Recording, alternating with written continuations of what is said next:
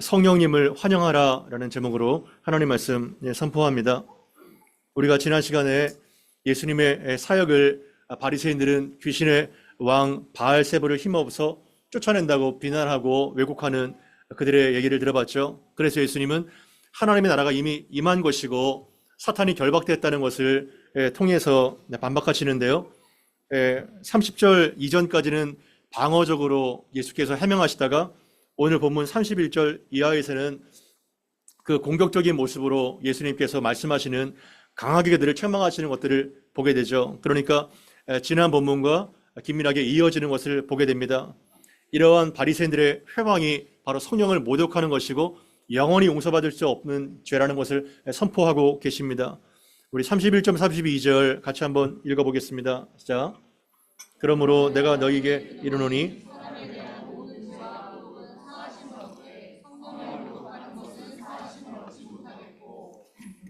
누구든지 말로 인자를 거역하면 사하심을 얻되 누구든지 말로 성령을 거역하면 이 세상과 오는 세상에서도 사하심을 얻지 못하리라. 아멘. 그러므로가 돼 있죠. 이 그러므로는 앞에 단락과 연결이 되는데 그러므로보다는 이런 이유 때문에 이 때문에 이렇게 번역하는 것이 더 좋습니다.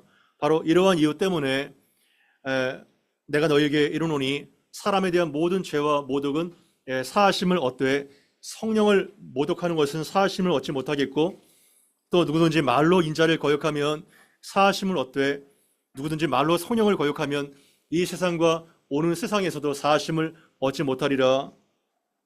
굉장히 충격적인 말씀이 아닐 수 없습니다. 성령을 모독하고 회방하는 것, 거역하는 것이죠. 31절, 32절이 평행 구절입니다. 그러니까 성령님은 예수 그리스도 안에서 하나님 나라를 지금 누리도록 능력과 영광을 주시는데 성령을 모독한다는 것, 도대체 이것이 어떠한 것인지 우리는 궁금하게 되는 것입니다. 성경에서도 매우 난해한 구절이 바로 우리가 읽은 이러한 구절인데요. 이 31절, 32절 여러분들 어떻게 생각하시나요? 이것을 본다면 혹시라도 내가 성령을 모독한 죄가 있지 않은가? 나는 말로 성령을 모독해서 이 세상과 오는 세상에서도 사하심을 영원히 얻지 못하는 것은 아닌가? 이러한 의문이 들 수가 있는 것입니다. 어떻게 예수를 믿으면 모든 죄를 용서받고 하나님의 백성이 되는데 이렇게 내가 알고 있는데 어찌하여 용서받을 수 있는 죄와 용서받을 수 없는 죄가 구분될 수 있는가? 그리고 어떻게 하면 과연 이 현재와 미래의 모든 죄를 결코 용서받지 못할 죄가 무엇인가? 이러한 궁금증이 여러분 들지 않으시나요? 어떻게 생각하시나요? 여러분들 혹시 성령을 모독한 죄가 있다고 생각하시나요? 내가 혹시라도 영원히 용서를 받지 못할 죄가 내 안에 있지는 않은가? 이러한 두려움을 갖고 있은 적은 없습니까? 먼저 특히 이 본문은 교회 역사 속에서 교회 지도자들이 자기의 사역과 교단의 교리를 거스리는 자를 정죄하는 데 악용이 많이 돼 왔습니다. 그러나 어떠한 인간도 자신의 교파와 교리적인 입장을 공고하게 세우기 위해서 하나님의 말씀을 세력화하는 자기의 수단으로 사용할 수가 없는 것입니다. 아멘. 절대로 자신의 입장을 공고하기 위하여 하나님의 말씀을 수단화하고 나의 세력화를 하기 위한 것으로 절대로 사용할 수가 없죠. 우리가 성경을 해석할 때, 적용할 때 매우 주의해야 될 것입니다. 여러분 주로 성경을 읽을 때 어떠한 것에 밑줄이 쳐 있나요? 어떠한 것에 형광펜을 칠하나요? 어떻게 돼 있어요? 주로 나에게 힘과 용기와 소망을 주는 그거를 암송하고 또 가까이 하고 이렇지 않습니까? 너무나도 중요하죠. 그러나 많은 경우에 그렇게 될 때 자의적으로 해석하기가 쉽죠.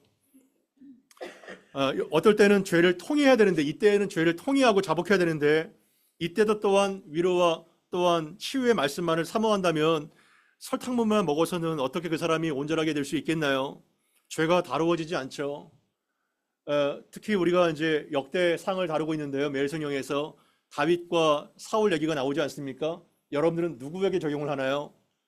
다 다윗으로 적용하지 않나요? 내가 혹시 사울이다 이렇게 생각한 적 있습니까? 가룟 유다와 베드로 어떻게 적용하나요? 다 베드로죠. 가룟 유다는 한 명도 없죠. 예.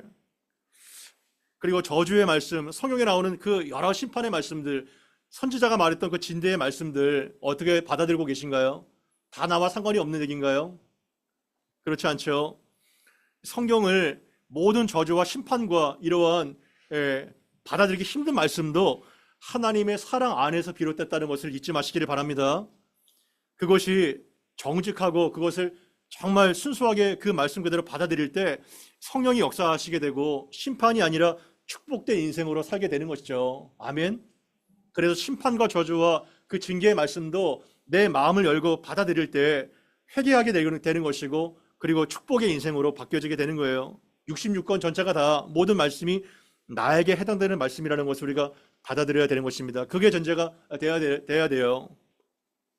그리고 난해한 구절을 만날 때 우리는 어떻게 성경을 해석해야 되는 건가요?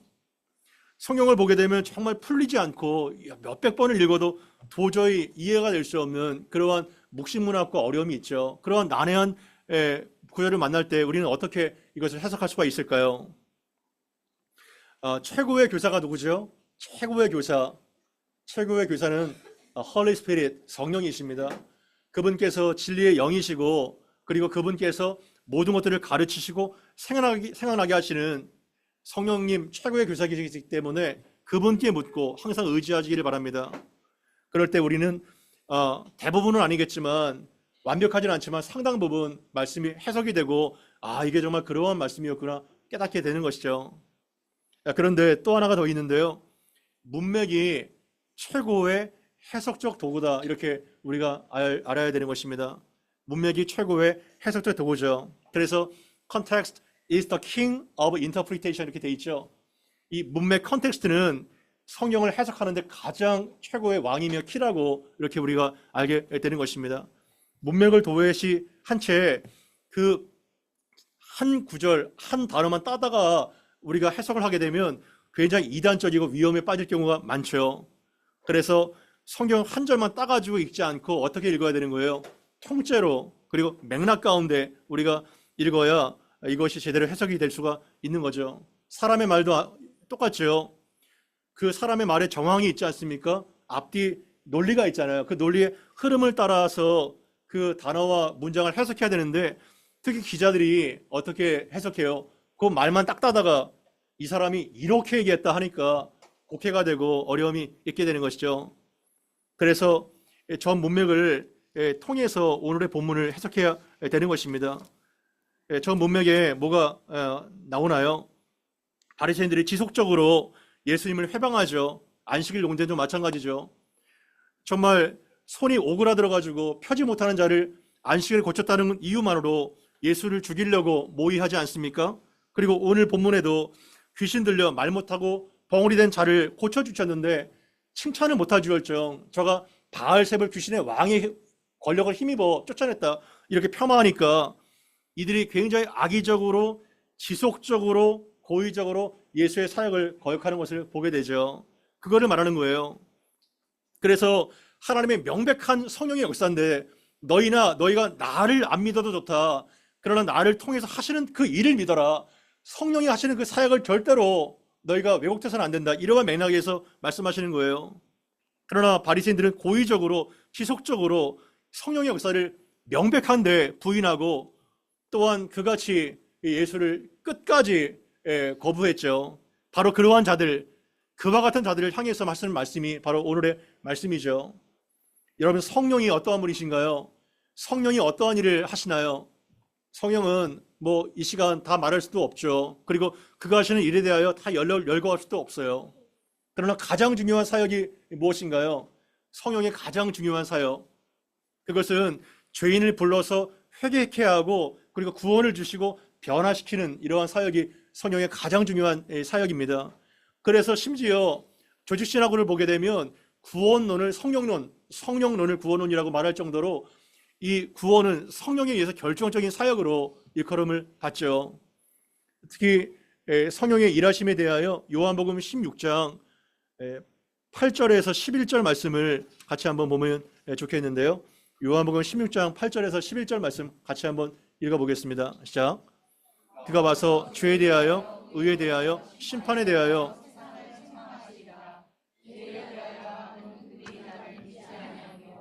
의에 대하여라 함은 내가 아버지께로 가니 너희가 다시 나를 보지 못하며 심판에 되어야 함은 이 세상 임금이 심판을 받았음이라. 아멘. 예수께서 마지막 다락방 강야에서 매우 중요한 말씀을 하시죠. 여기에서 말하는 그가 누군가요? 8절에 말하는 그는 보혜사 성령이십니다. 그 보혜사 성령이 내가 승천하게 되면 내가 너희에게 보낼 텐데 그가 와서 세 가지에 대하여 책망하신다는 거예요.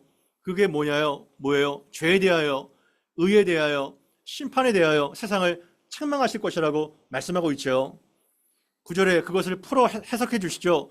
죄에 대하여라 함은 어떻게 말씀하시나요? 그들이 나를 믿지 아니하며. 그러니까 이 죄라는 개념이 도덕적으로 윤리적으로 어떠한 범법을 행했기 때문에 그것이 죄가 아니라 가장 명확하고 중차대한 죄가 어떠한 죄라는 건가요? 나를 믿지 않는 이 불신이 가장 악하고 가장 중대한 죄라는 것입니다. 그러니까 크리스찬들이 말하는 이 죄의 범위는 너무나 광범위한 거예요. 너무나 본질적인 것입니다.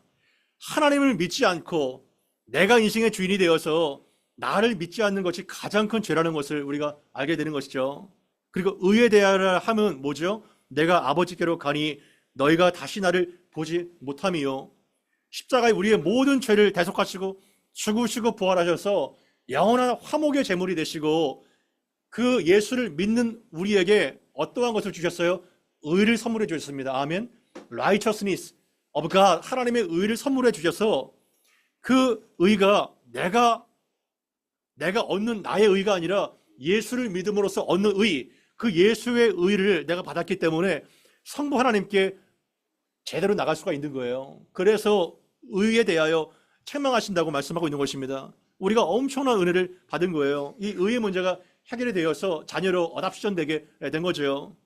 그리고 심판에 대하여라 함은 어떻게 말씀하시나요? 이 세상 임금이 누구죠? 사탄입니다. 마귀가 벌써 심판을 받았다고 말하고 있죠. 십자가의 승리로 사탄의 머리가 박살되었고 그 정죄를 받은 것이 바로 예수께서 행하신 일이라고 말씀하시는 것입니다. 그러니까 인간이 아무리 자기가 했던 죄악을 묵상하고 용서를 구해도요, 성령께서 내 마음을 열어주셔서 회개해야 하는 마음을 주시지 않으면 사람은 회개가 가능하지 않아요. 사람은 근본적으로 회개할 수가 없습니다. 착각하면 안 됩니다, 여러분. 나의 잘못 몇 가지를 증거해 가지고 내가 회개하면 죄가 용서가 되겠지. 그러한 정도의 회개가 아니에요. 예수님 오시지도 않았어요. 성령께서 이 강팍하고 완악한 이 마음에 찾아오셔서 나 같은 죄인을 위해서 십자가를 보내주셨구나. 그거를 깨닫게 되는 순간에 정말 비로소 죄의 사함과 회개가 있게 되는 것이죠. 그것이 바로 성령께서 하시는 일이라는 거예요. 성령이 아니면 그렇게 할 사람이 없다는 거죠. 할 분이. 그러나 혹시 여러분들 중에서 불신자 때, 믿음이 약할 때 성령을 무시하고 그리고 말하고 행동하고 교회를 욕하고 그리스도를 저주하고 그러진 않았나요? 혹시 이것이 너무나도 마음의 죄책감 때문에 짓눌려서 내가 영원히 이 죄를 용서받지 못하는 것이 아닌가, 이러한 두려움에 휩싸인 적이 있습니까? 이러한 분이 있나요? 그러면 그 죄를 용서를 받을까요? 받지 못할까요? 성령을 모독한 것이 아닌가요? 그러나 제가 분명하게 말씀드릴 것은 진지한 두려움, 그러한 진지한 두려움이 있는 성도들은 결코 성령 모독죄에 해당이 안 됩니다. 이해가 되세요? 왜냐하면 여기에서 말하는 것은 일시적인 모독, 그리고 일시적인 그러한 거부, 반항을 말하는 것이 아니에요. 바리새인들처럼 지속적으로 고의적으로 악의적으로 성령을 계속해서 회방한 죄, 그거를 말하고 있는 것입니다. 왜냐하면 바로 뒤에 뭐가 나와요? 열매에 대한 비유가 나오죠. 나무에 대한 비유가 나오죠. 지속적으로 악의가 있을 때 그것이 시간이 계속 지나면서 악한 열매를 맺고 또한 선한 열매를 맺게 되는 것이죠. 그래서 성령 모독죄는 바리새인들 그리고 양심이 화인 맞아서 절대로 마음을 열지 않는 자들, 그리고 아무리 성령께서 은혜를 쏟아부으셔도 끝까지 거부하는 자들, 끝까지 완악한 고집으로 거부하는 자들, 그들을 말하는 거예요. 악의적이고 고의적이고 지속적으로 성령의 일하심을 회방하고 명백한 하나님의 상황인데 받아들이지 않고 거부하고 조롱하고 이러한 것들을 계속해서 행하는 자들, 그들은 성령이 하시는 일이 일단은 죄를 깨닫게 하셔서 회개하고 변화시키는 그분의 사역인데, 이들은 끝까지 마음을 열지 않고 끝까지 완악한 마음을 갖고 있기 때문에 성령을 도무지 받아들이지 않으니 죄를 용서받을 길을 원천적으로 봉쇄해버리는 거예요. 자기가. 이해가 되세요? 원천적으로 그 문을 닫아버리는 겁니다. 예를 들어서 지금 밖에 장대비가 쏟아지처럼 쏟아붓고 있는데 그 비를 한 방울도 맞지 않고 동굴 깊숙이 들어가서 자기만의 세계를 사는 거예요. 얼마나 안타깝습니까? 은혜의 수혜를 받지를 못하는 거예요. 은혜의 수혜를. 자기 스스로 고집스럽고 완악한 마음으로 바리새인들처럼 끝까지 명백한 하나님의 진리를 거부하는 거예요. 우리 가운데 이러한 어리석고 안타까운 자들이 혹시 있지 않습니까? 하나님께서 매 예배 때마다, 매번마다, 매 순간마다 말씀과 성령으로 우리를 찾아와 주시고 두꺼운 마음의 문을 두드리시고 우리를 찾아오시는데 그 성령님을 웰컴하지 않고 나의 무지와 죄악 때문에 꽁꽁 그 마음을 닫아서 결국은 영원히 구원받지 못하는 이러한 안타까운 상황에 내가 혹시 있지는 않나요? 내가 혹시 성령 받으면 너무 깊이 예수를 믿고 교회에 빠지게 되면 혹시 11조를 해야 되니까, 돈을 내야 되니까, 너무 깊이 예수를 빠지면은 그렇게 재미있게 인생을 못 사니까 완전히 구질구질하게 살 수밖에 없으니까 자기가 그려놓은 종교성에 의해서 오해하고 있는 거예요. 성령을요. 얼마나 안타까워요. 미리 계산해서 마음을 꼭꼭 닫아두는 거예요. 거의 지옥 안 갈 정도로만, 지옥은 안 가고 싶은데 교회는 나와야 되는데 그 정도로만 그냥 근근히 불쌍하게 믿는 겁니다. 종교성에 의해서. 종교성에 의해서. 괜히 은혜를 받아버리면 괜히 남편이 하라고 할까봐, 목회한다랄까, 신학교 간다랄까봐, 괜히 너무 많이 은혜를 받으면 이 정말 잘 키우는 자식이 괜히 선교사로 헌신할까봐, 내가 너를 키우려고 몇 억을 투자했는데, 그러니까 은혜를 안 받으려고 하는 거예요. 마음을 그냥 3중, 6중으로 그냥 꼭꼭 닫아내는 겁니다. 적당하게 그냥 교회만 다니는 거예요. 수십 년 동안. 괜히 성령 받았다가 이상한 사람이 될까봐. 여러분, 성령을 그렇게 오해하지 마세요. 성령은 홀리 스피릿이에요. 거룩하고 아름다운 영이에요. 성령을 제대로 받는 사람은 얼마나 매력적이에요. 얼마나 아름다워요. 얼마나 언어가 고상하나요. 얼마나 정말 익사이팅합니까? 성령과 동행하는 삶이. 성령을 오해하지 마세요. 성령을요. 그래서 우리가 예수를 믿고 교회를 다니지만 너무나도 많이 오해를 하고 있어요. 너무나도. 33절 한번 읽어봅시다. 시작. 나무도 좋지 않고 열매도 좋지 않다 하든지 알아. 그 열매로 나무를 아느니라. 아멘. 갑작스럽게 성령 회방에 대해 말씀하시다가 나무와 열매 얘기가 나와요. 왜 나무와 열매 얘기가 나오죠? 연관이 돼 있는 거예요. 나무도 좋고 열매도 좋다. 그리고 나무도 좋지 않고 열매도 좋지 않다 하든지 알아. 우리가 아무리 어떠한 그 원예학적인 이론이 없어도 좋은 나무에서는 어떤 열매를 맺을까요? 좋은 열매를 맺죠. 나쁜 나무면 어떠한 열매를 맺어요? 나쁜 열매를 맺죠. 자연의 법칙인 거예요. 그러나 자연의 법칙을 성령의 법칙과 다르다 이렇게 생각하면 절대 안 됩니다, 여러분. 이 온 세상의 창조를 하실 때 삼위일체 하나님이 동시에 합작을 하신 거예요. 창세기 1장에 보게 되면 성령께서 운행하십니다. 모든 창조 사역 가운데. 우리가 듣고 있는 모든 유형, 무형의 창조물이 다 성령에 의해서 만들어진 거예요. 예술과 음악과 그리고 모든 자연과 아름다운 자연과 우리가 예술을 안 믿어도 정말 아름답다. 저거는 정말 아름답구나. 정말 저거는 너무나도 그림 같구나. 이런 거는요. 누가 주시는 감동이에요? 성령이 주시는 감동이고 우리 성령의 작품인 거예요. 그러니까 이상하게 믿지 말아요. 종교를 이상하게 믿지 말아요. 예. 자연의 법칙이 그대로예요. 좋은 나무가 좋은 열매를 맺어요. 콩 심은데 팥이 나겠어요? 콩이 나지. 감자를 심으면 뭐가 나요? 감자가 나요. 감자를 심은데 고구마가 어떻게 나요? 그러니까 여기에서 말하는 좋은 나무는 뭐냐면 예수 그리스도를 말해요. 일단은. 왜냐하면 앞에 맥락에서 예수께서 선한 마음으로 귀신 들리고 그 고통 가운데 있는 사람을 풀어줬잖아요. 선한 능력이죠. 그리고 그가 치료받은 것은 열매예요. 열매. 그러니까 좋은 나무는 예수 그리스도를 의미하고 예수 그리스도 따르는 참된 제자를 말하고 성령으로 거듭난 성도를 말하죠. 못된 나무는 뭘까요? 이 병행구절인 누가복음 6장에 보게 되면 여기서는 평지수문에서 이 말씀을 하고 있어요. 그러니까 못된 나무는 거짓 선지자들, 바리새인들, 노략질하는 이리들이죠. 좋은 열매는 이들의 인격과 믿음 속에서 나타나는 성령의 열매를 말하는 거예요. 자연스럽게. 열매가 그냥 가시나무에서 스카치 테이프로 포도 그냥 몇 개 따다가 붙이는 것이 열매가 아니에요. 그렇게 급조된 것이 아니에요. 인내와 연단을 통해서 그 안에 있는 인격과 믿음을 통해서 외적으로 드러나는 그러한 인격적 열매죠. 열매가 성과나 업적을 말하는 것이 아닙니다.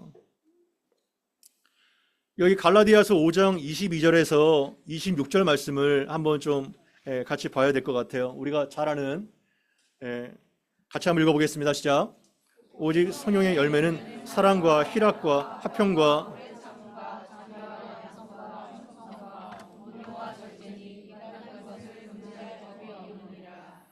그리스도 예수의 사람들은 육체와 함께 그 정욕과 탐심을 십자가에 못 박았느니라. 만일 우리가 성령으로 살면 또 성령으로 행할지니 헛된 영광을 구하여 서로 노엽게 하거나 서로 투기하지 말지니라. 아멘. 우리가 갈라디아서 5장 16절 그 앞에 맥락을 보게 되면 너희는 성령을 따라 행하라. Walk by the Holy Spirit. 작년에 표였죠. 이 성령을 따라 행하라는 것은 성령을 그냥 따라 졸졸 행하라는 것이 아니라 이것이 바로 이 24절과 매칭이 되는 거예요. 매칭이 되는 거예요. 성령을 따라 행하는 사람은 뭐예요? 그리스도 예수의 사람들은 육체와 함께 그 정욕과 탐심을 십자가에 못 박느니라. 그러니까 성령을 따라 행하고 그리스도는 누구라는 거예요? 자기가 죽은 자입니다. 못 박혀 죽는 것을 성령을 따라 행하게 되는 것으로 말하고 있는 거예요. 내가 죽지 않으면 자아를 내가 성령을 끌죠. 그럼 내가 죽어야 성령을 따라 그 영을 따라 매일 살게 되는 것이죠. 그러면 육체의 욕심을 이루지 않게 된다는 거예요. 그래서 열매는 단숨에 나타나지 않고 오랜 인내와 연단을 통해서 이러한 열매가 주렁주렁 걸리게 되는데요. 사랑과 희락과 화평과 오래 참음과 자비와 양선과 충성과 온유와 절제와 같은 엄청난 열매를 9가지만 소개됐지만 주렁주렁 수십 가지의 열매를 맺게 되게 되는 것입니다. 금지할 법이 없다는 거예요. 여러분들은 이러한 열매를 주렁주렁 맺고 있나요? 성령에 의해서 내가 죽어서 내가 가지가 그 포도나무에 붙어 있으므로 만일 우리가 성령으로 살면은 또한 성령으로 행할지니 무슨 뜻인가요? 여기에서 만일은 if가 아니라 since라고 해석되는 것이 더 정확합니다. 그러니까 우리가 성령으로 살기 때문에 이렇게 보는 거예요. 성령으로 살기 때문에 또한 성령으로 스텝을 그분과 맞춰서 나가야 됩니다. 이렇게 말하고 있는 것입니다.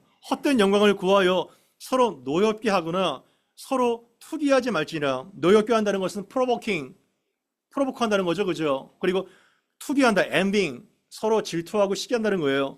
그렇게 살지 말라는 거예요. 성령을 따라 생활 때는. 그래서 이러한 열매가 계속해서 맺혀지는 삶을 살아야 제대로 내가 성령을 웰컴하고 성령을 받아들이고 동행하는 믿음의 삶이 된다는 것이죠. 좋은 결과물만을 쫓는 이러한 시대에 우리는 살고 있어요. 좋은 결과물만을 맺으려고. 그래서 AI가 등장하고 각종 툴이 등장하지 않습니까? 얼마나 편의주의, 얼마나 정말 깜짝 성공주의, 이 배금주의에 빠져가지고 결과만을 쫓으려고 교수건 뭐 어떤 사장이건 다 그냥 밑에 있는 조교 시켜가지고 다 그냥 밑에 사람 시켜가지고 결국은 자기 이름 하나 딱 하는 게 아니겠어요? 편의주의로. 그러나 정말 존재 자체가 좋은 나무가 될 때 그 존재 선한 나무에서 선한 열매가 계속해서 때마다 시마다 열매가 맺혀지게 되는 것입니다. 저는 여러분들이 그러한 선한 나무가 되기를 바랍니다. 아멘. 존재 자체가 좋은 나무가 돼야죠. 존재 자체가. 내 자체가 체질이 나쁜데 어떻게 선한 열매를 기대할 수 있겠어요? 이건 도둑놈 심보죠. 그래서 여러분들은 정말 급하게 컨베이어 벨트에서 어떠한 초코파이를 찍어내듯이 급속도로 좋은 것을, 가치가 있고 좋은 것일수록 인내와 연단과 아픔이 동반됩니다. 싼 것이 그냥 마구마구 찍어내게 되는 거예요. 공장에서 공장품 찍어내듯이. 그것이 아니에요. 어떻게 갑작스럽게 이러한 열매가 생겨요? 사랑의 열매가 어떻게 갑작스럽게 생겨요? 어떻게 어떠한 상황에서 실학의 열매가 생기냐고요? 어떻게 갑작스럽게 합방하게 되냐고요? 잊을 수가 없는 얘기죠. 얼마나 많은 과정과 스토리와 아픔이 동반됩니까? 존재가 먼저 선하게 되기를 바랍니다. 그래야 여러분들이 정말 어떻게 되든지 간에 열매를 맺게 되는 거예요. 안 그러면 빨리빨리 조급 중에 빠지게 되면은 날림공사입니다. 모래 위에 지은 집이고 들포도만 맺게 될 거예요. 그러나 잘 알다시피 어떻게 그러면 그러한 열매를 주렁주렁 계속해서 맺게 될까? 요한복음 15장 5절에 그 답이 나와 있지 않습니까? 요한복음 15장 5절 같이 한번 읽어보면 좋겠습니다. 시작. 나는 포도나무요 너희는 가지라.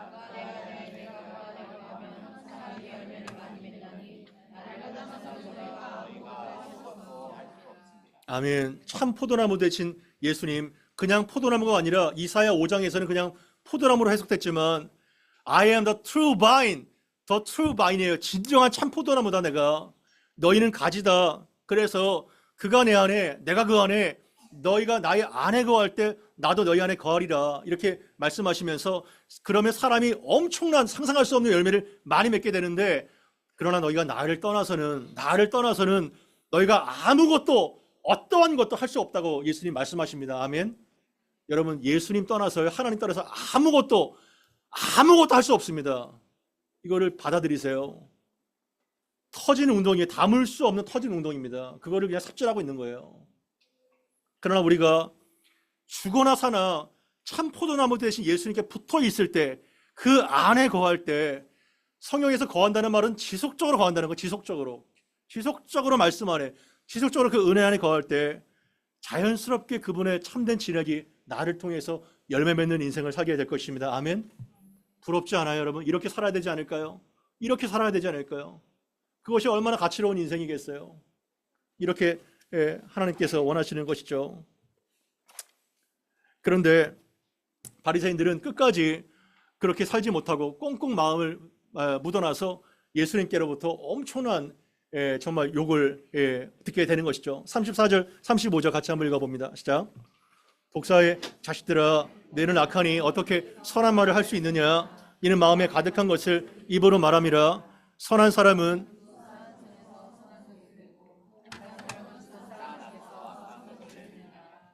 아멘.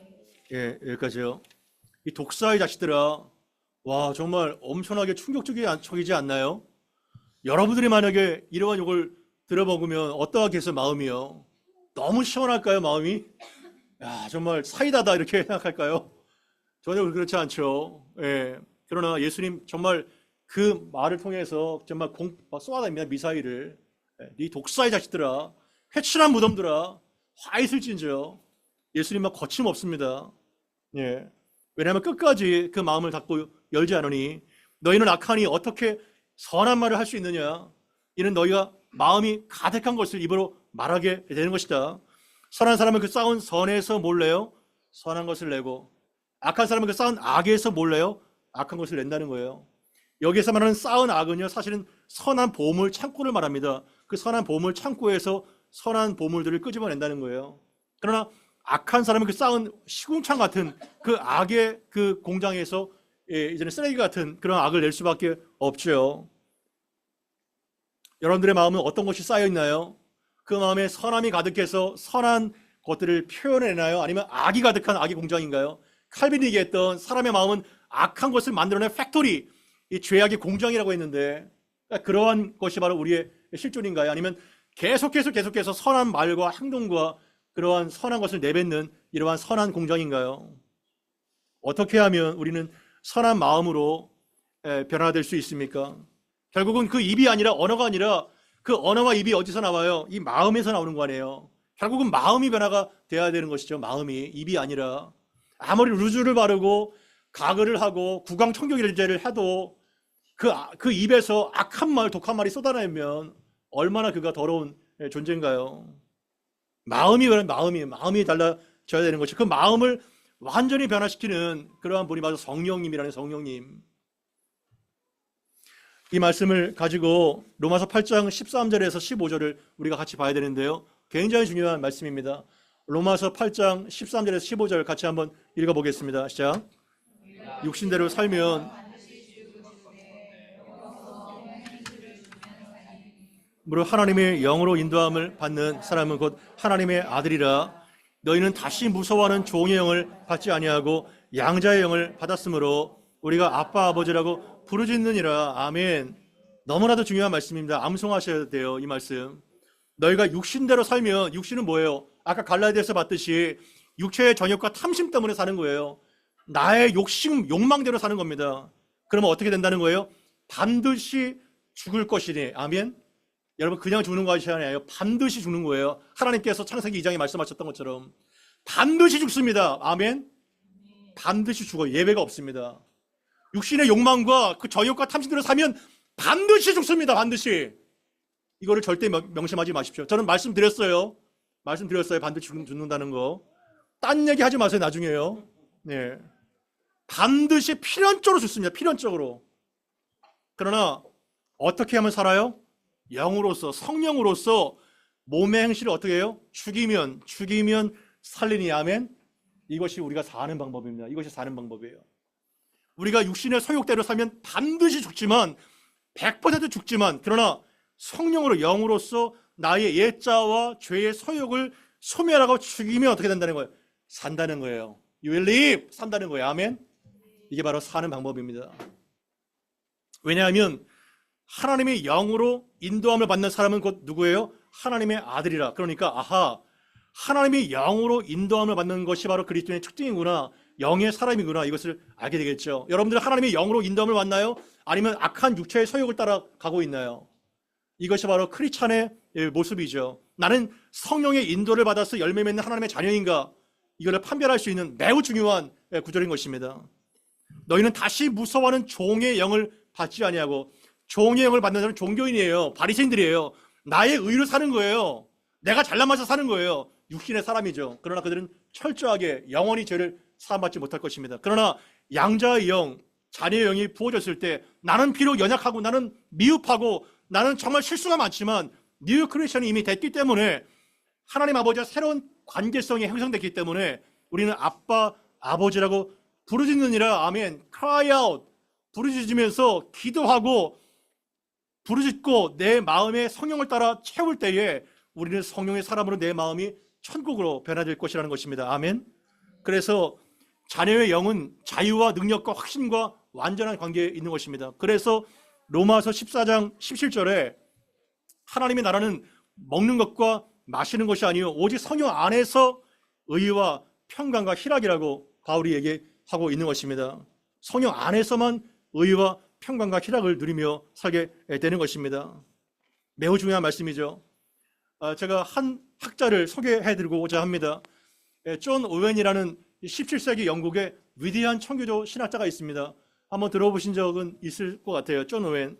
이 사람이 죄의 죽임이라는 굉장히 저명한 책을 썼습니다. 나중에 꼭 한번 읽어보세요. 죄의 죽임이라는 책인데요. 거기서 어떻게 얘기하고 있냐면 오직 성령만이 내 안에 내재한 죄를 죽일 수 있다. 신자는 죄를 죽이는 일을 일상의 의무로 살아가야 된다. 이렇게 말합니다. 그러면서 경청하십시오. 너희는 죄를 죽여라. 너희는 날마다 죄를 죽여라. 사는 날 동안 항상 죄를 죽이라. 죄를 죽이는 것을 하루도 멈추지 마라. 그렇지 않으면 죄가 너희를 죽일 것이다. 그렇다면 죄가 너희를 죽일 것이라는 거예요. 그리고 자기 몸을 쳐서 복종하여 외쳤던, 성화를 이뤘던, 나는 날마다 죽노라 했던 그 사도 바울처럼 그 사람이 또 이렇게 얘기를 합니다.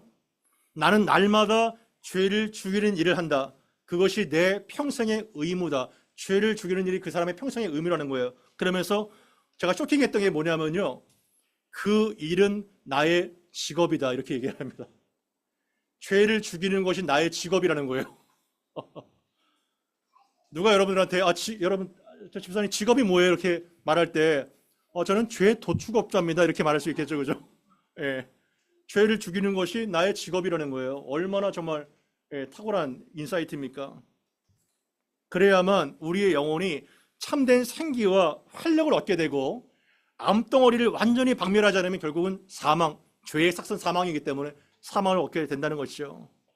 존 오웬은 이러한 것을 발견했어요. 참된 생기와 활력이 어디서부터 오는가? 죄를 완전히 죽여서 완전히 박멸해서 예수의 성령을 따라 사는 것, 그것이 바로 우리의 모습이라고 얘기를 하고 있는 것이죠.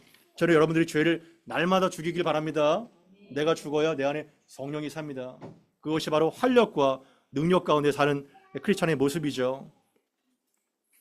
결국은 아무리 누르고 참아도 마음에 가득한 것을 입으로 내뱉을 수밖에 없는 거예요. 그래서 36절, 37절 같이 한번 읽어보겠습니다. 시작. 36절, 37절입니다. 시작. 내가 너에게 이르노니 사람의 무슨 무익한 말을 하든지 심판날에 이에 대하여 신문을 받으리니 내 말로 의롭다함을 받고. 아멘. 이것도 굉장히 참 우리의 귀를 의심하게 되는 이러한 말씀인데요. 마태복음 여기만 이게 나올 거예요. 내가 너에게 이르노니 사람이 무슨 무익한 말을 하든지, 여기서 말하는 무익한 말은 정말 쓰잘데기 없는 말이에요. 무가치한 말입니다. 쓸모없고 무의미한 말이에요. 그러나 아무리 사람이 일상을 살면서 농담 따먹기라도 무익한 말을 하든지 간에 심판 날에 그 무익하고 사소한 말에 대하여 뭐 하라는 거예요? 신분을 받게 된다는 거예요. 네가 그 무익한 말을 했지, 거기에 대해서 네가 책임을 져야 된다는 거예요. 낱낱이 그 무익한 말을 해명할 수 있어야 된다는 겁니다. 이 얼마나 기가 막힌 말이에요. 그러면서 37절에 네가 한 그 말로 의롭다함을 받고, 또 네가 한 그 말로 또 뭐예요? 정죄함을 받는다는 거예요. 무슨 뜻인가요? 네 말로 인해서 네가 의인이 될 수가 있고 네가 정죄를 당할 수 있다는 겁니다. 심판의 근거가 네 입에서 나오는 말이라는 거예요. 여러분, 이거 인정할 수 있나요? 이거 인정하기 어려워요. 우리는 말에 실수가 없는 자가 없잖아요. 저도 마찬가지예요. 쓰잘데기 없는 말, 또한 엄청난 말을 쏟아내고 일상을 삽니다. 여러분들은 지난 한 주간 동안 무슨 말을 쏟아내고 살아주셨나요? 이 말로 정말 우리가 정죄를 받는다면요, 우리는 다 그냥 지옥 가야 됩니다. 그냥. 그러나 성경은 네가 한 그 말로 의롭다함을 받고 네가 한 그 말로 정죄를 받는다는 거예요.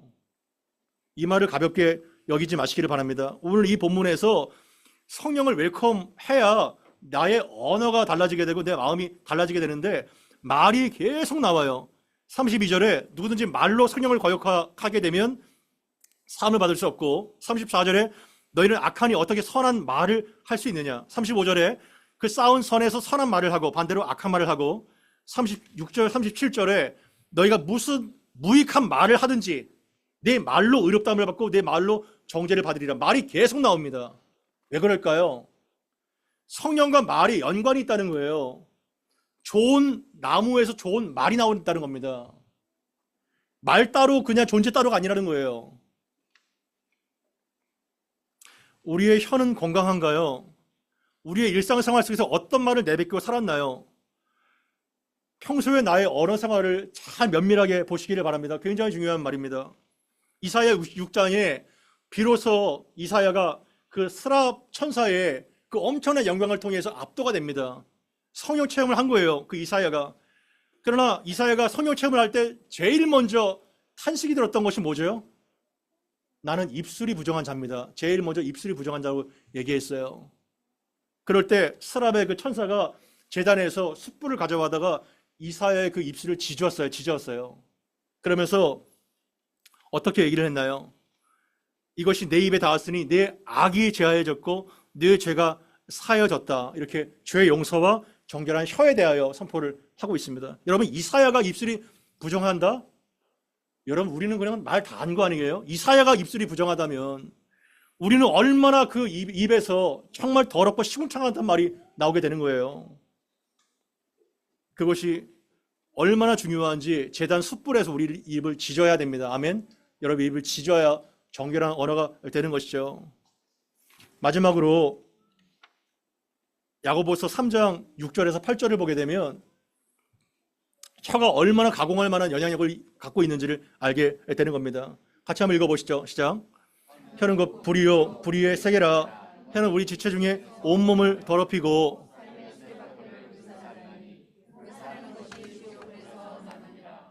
여러 종류의 짐승과 새와 벌레와 바다의 생물은 다 사람이 길들일 수 있고 길들여 왔거니와 혀는 능히 길들일 사람이 없나니 쉬지 아니하는 악이요 죽이는 독이 가득한 것이라. 아멘. 야고보는요 얼마나 직설적인지 몰라요. 혀가 뭐라는 거예요? fire, 혀가 불이라는 거예요. 작은 불이 온 산을 다 태워버리는 것처럼 혀는 불에 가공할 만한 영향력이 있다는 겁니다. 그리고 불의의 세계라, 이 악으로 가득 찬 불법의 세계라는 거예요, 혀가. 그리고 혀는 우리 지체 중에서 가장 작지만 온몸을 다 더럽힐 수 있다는 거예요. 온몸 전체를 오염시킬 수 있다는 겁니다. 그리고 삶의 수레바퀴, 전 삶의 인생의 수레바퀴를 불질러서 삶을 완전히 망가뜨려 놓는다는 거예요. 뭐가요? 혀가요. 그리고 그 사르는 것이 어디에서 나와요? 지옥불에서 나와서 결국은 그 혀도 지옥불에 태워질 거라는 거예요. 여러 종류의 짐승이 있습니다. 새와 벌레와 바다의 생물과 사람이 어떻게 돼요? 다 길들일 수 있어요, 없어요? 다 길들일 수 있다는 거예요. 서커스를 봐보세요. 비둘기가 날라옵니다.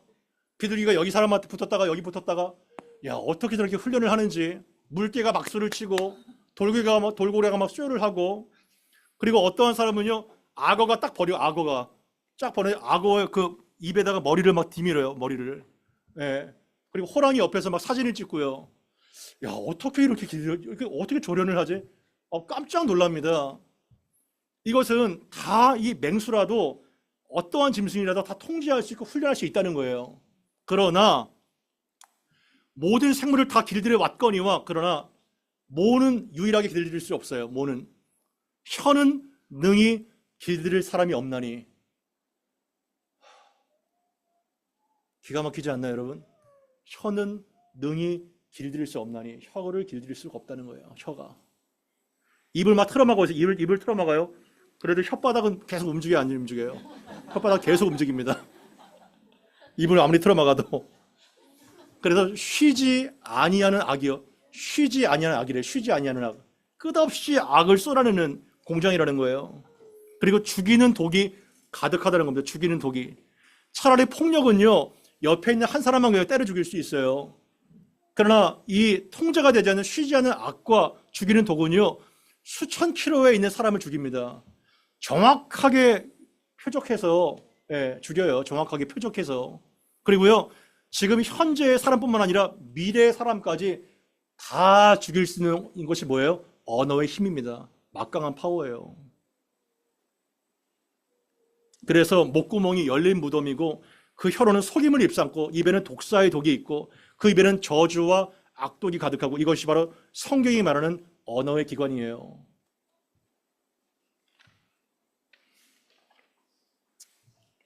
한 가지 말씀드리고 맺을까 합니다. 말뿐만 아니라 우리가 표정, 태도, 눈빛, 완악한 마음으로 얼마나 많은 사람을 죽였나요? 우리 다 전력이 있죠? 얼마나 많은 사람을 죽였습니까? 사랑으로 품어야 될 부부, 아내와 남편, 자녀, 얼마나 그 마음의 못에 대목을 받고, 부모, 교회 성도들, 직장의 동료들, 이웃들, 익명이라고 해서 의사를 표현하는 SNS와 댓글들, 무차별합니다. 정말 SNS 댓글 보세요. 쓰레기입니다. 쓰레기 더미. 난지도가 따로 없어요. 과연 우리는 언어 생활 가운데 공정한가? 덕이 되는가? 언어의 기준을 한번 4가지로 정리해 봤습니다. 한번 따라해 보면 좋을 것 같아요. 언어 생활 속에서 따라해 봅시다. 이 말은 공정한가? 이 말은 꼭 지금 필요한가? 이 말은 사람을 살리는 말인가? 하나님 앞에서도 이 말을 할 수 있는가? 아멘. 저는 이 4가지를 좀 지키면 좋을 것 같아요. 이 말은 공정한가? 우리는요, 공정한 말을 안 해요. 다 자기 입장에서 말합니다. 자기에게 유리하게 계속 왜곡해요. 공정하게 보지 않습니다. 내 입장에서 말하죠. 그러나 내 말은 공정한가? 이걸 봐야 됩니다. 그리고 지금 꼭 필요한 말인가? 아무리 공정해도 지금 꼭 필요한 말인가? 여러분, 경우에 합당한 말이 은쟁반의 금사가라고 말하고 있어요. 경우에 합당한 말. 정말 공정해도 그때 꼭 필요한 말이 아니면 그때 하지 마세요. 가장 후회할 말을 쏟아내게 될 겁니다. 가장 후회할 말을. 3번째, 그것이 사람을 살리는 말인가? 사람을 정말 살리는 말인가?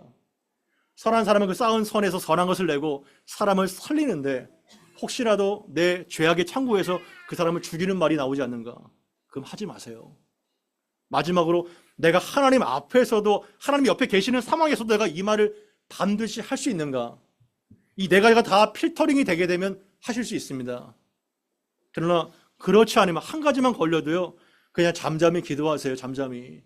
그리고 그냥 화장실 가버리든가 아니면 할 게 없으면 그냥 자든가 그냥 주무시면 됩니다. 그 세 가지 해세요.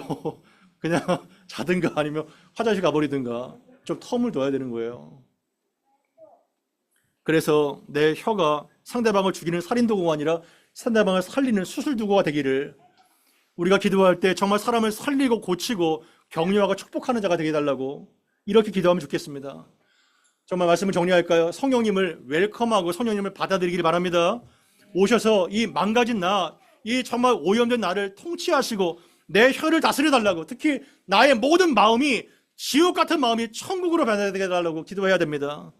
성령님이 얼마나 아름다우고 얼마나 온유하고 얼마나 세밀하신지 성령님을 오해하지 마십시오. 성령님이 얼마나 강력하고 얼마나 위대한지를 우리가 깨달을 때 그 성령의 능력과 지혜를 사모하면서 그분을 웰컴하고 그분을 받아들이고 그분이 나를 완전히 사로잡아서 나를 끌고 갈 수 있도록 우리는 기도할 때 가장 복되고 아름답고 영광스러운 삶을 살게 될 것입니다. 그러한 성령으로 여러분들 마음을 채우시고 변화시켜 달라고 우리 아버지 앞에 간절하게 기도하고 마치겠습니다. 기도하겠습니다.